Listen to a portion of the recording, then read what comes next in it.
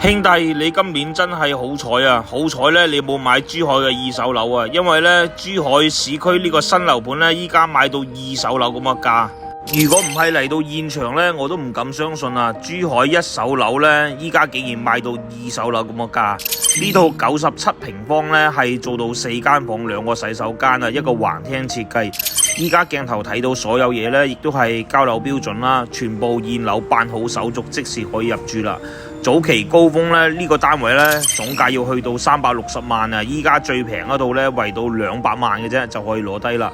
位置嘅話咧，唔係珠海山卡啦，係正珠海香洲市區嘅地段啦。隔離咧就係沃爾瑪超市啊，樓下又有公交站、小學、幼兒園同埋初中咧都係樓下嘅，行路咧都係十分之方便嘅。